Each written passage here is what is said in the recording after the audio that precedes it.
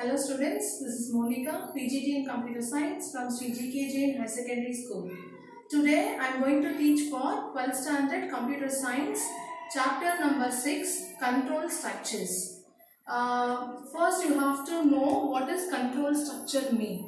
A program statement that causes a jump from one set of program to the another. For example, if you have 100 lines of code, your control jump will be passes from one set of code like directly from number 50th line to number 70th without reading the in between lines. So you are just switching your control flow of your program from that particular line to that particular line. And we have three types in control structures. The first one will be a sequential statement, second one will be a branching statement, and third one will be a looping statement. And branching statement is otherwise called as alternative statement, and looping statement is called as iterative statement. Let me first start with the sequential statement. Sequential statement is the simple execution of your program. Like if you give 3 lines or 5 lines of code to print any particular value as an input, it will print as such what order you gave in the program. Likewise, if user gave 5 lines of coding, say for example in Python, your compiler will execute the sequence of statements in that particular order. The first statement will get executed first and you will get the output. The second one second, and goes on.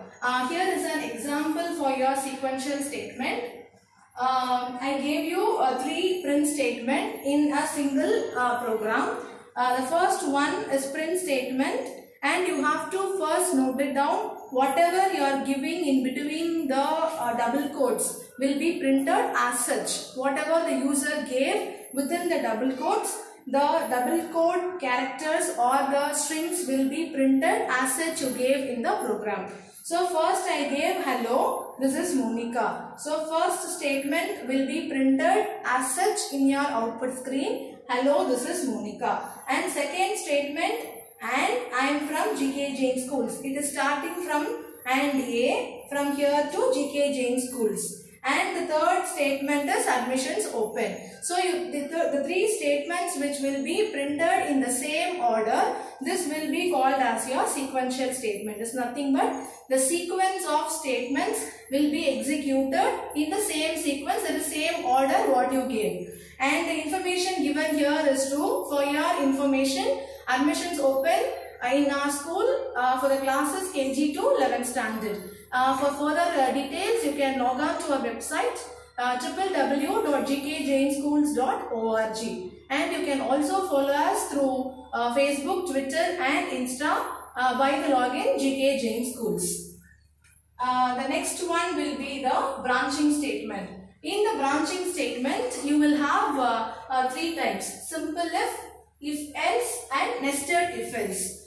The first one will be the simple if. Simple if is nothing but it's the simplest form of your decision statements. So from this, all the statements will be called as the decision statements. Sequential statement is just executing the statements in that sequence what the order in which the user gave in the program. And from branching statement, your condition checking will get started. Like simple if, you will have one if condition, and after the if condition you will have statements in one particular block. For example, if any condition what you gave in the if statement, if that condition tends to be true, that is it is true means 1. If it is true, then the statements in the if block will be executed, and this is your flow diagram. The compiler will entry over here, and the condition will be checked here. If the condition is true, you will have the statements to be executed, and the compiler will move on to the exit part. And this simple doesn't have any else part. If the condition is true, the program will get executed. If it is false, the program just terminates. It will not give you any output. It will give you a blank screen. And I explain you the example here. This is the example for simple if. If x is equal to, x is a variable. I am declaring here x is equal to nothing but integer data type. That is the input. Enter your age.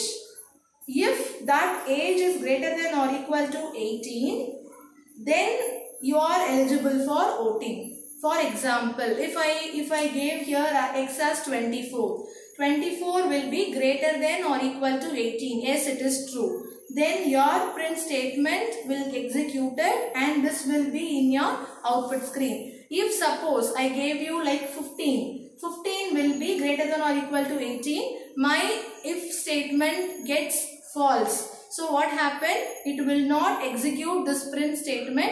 It will automatically terminate the program and it will give you a blank screen as the output. And the next one will be your if else. If else is nothing but you will have a true block and you will have a false block. If the condition is true, you will have statements in block 1. If the condition whatever you gave is false, then the condition, then the compiler control will switch over to the else block. That is your false statement. That is belongs to your block 2. And this is your flow diagram. The same as such in your simple if. You will have one entry loop. Entry will go to the condition checking. And condition checking, if this condition is true, then it will move on to this statement block 1. If the condition whatever you gave is false, then it will move on to the block 2 statement. Based on the condition, either true block or false block will get executed, and based on the condition same you will get the output as such. For example, here I gave you an example for if else statement. A is a variable here. It is declared under integer. Integer data type. Integer means it will take the values like your whole numbers. Input, enter any number. The user is going to enter any number. If that number A, whatever the user is going to enter will be given to this variable A, and that number is divided by 2 is equal to 0. Divided in the sense you will have difference between division and modulus. Division you will have after division you will have the quotient value as the answer. And if I give you here as a modulus, what happened? The remainder whatever you are getting after your division will be the answer. So I am giving here as a modulus. So A modulus of 2 is equal to 0. If my number, whatever number I am giving, that the user giving, will be divided modulus by 2. If that answer is equal to 0, then whatever number I am giving, that number is an even number. If it is not equal to 0, if I get some remainder as a number like 1, 2, 3, something else, then I will have else part will be executed. That A number, whatever the user given, is an odd number. Clear? I am repeating one more time. Whatever number the user giving. For example, here I am a user. I am giving 4 as an input. So 4 will be substituted to A. So 4 divided by 2, that is modulus by 2, will have the remainder 0 because 4 is an even number. If you divide whatever number you are getting, you have to divide that number with 2. If you get 0 as the remainder, then the first part, true block, will be executed as your 4 number is an even number. If I got something else as a remainder other than 0, then my else part will be executed, because my if condition statement got into false. So this is your if else. So you have a basic difference between if and if else. If the same condition whatever you are giving, you can give it to if statement also, but you don't have else statement. You will not come to know whether the program is right or wrong. If you give something false statement in your else block, then only you can come to know whatever condition you gave is right or wrong, depends on the print statement. The third one will be your if, elif, else statement, and this statement is called as nested if, elif, else statement. Since because you can give as number of else if inside your if block. For example, this is a syntax. If condition 1, if is a condition whatever user is giving under a block, if that statement tends to true, then my block 1 statement gets executed. Otherwise, it will switch to the else part. Else part will have one condition. If that condition is true, then my block 2 statement will get executed. If that also become false, then my compiler control will flow on to my else block. Then by default, my nth block statements will get executed. And this is the flow. Whatever test expression you are giving in if statement, if that becomes true, next your body of the if statement will get, that is your statements in B block will get executed. If this will become false, then what happened? It will pass automatically to the else if statement. Here the test expression of else if condition will be checked once again. If that condition is true, then again the true block 2 statement will get executed. If again that becomes false, then what happened? The body of the else statement will get executed. You have to compare this syntax with the diagram, then only you can easily understand the flow of control. This is what is called as flow of control. I can jump over from here to here, from here to here. So this is what is called as control statements. It is what is control structures. If my condition 1 will be true, then the statement 1, that is my body of my if statement. If it becomes false, then what happened? The condition pass over to the else statement. Else statement will get true, then this block 2 statement will get executed. If this also become false, then what happened? My else statement, whatever I am giving as a default, will get executed. And here is an example for your else if. Here I am giving two inputs M1 and M2.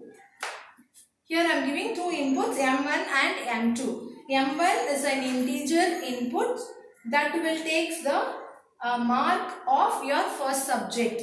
M2 is also declared as an integer data type as an input that takes your second subject mark. If I am calculating the average of my 2 marks, average AVG is equal to M1 plus M2 divided by 2. If my average is greater than or equal to 80, after getting the average, if it is greater than or equal to 80, then what happened? My if statement get executed, I will get a grade A in the output page. If this statement becomes false, if my average will stands between 70 to 80, then my grade B will be my output statement.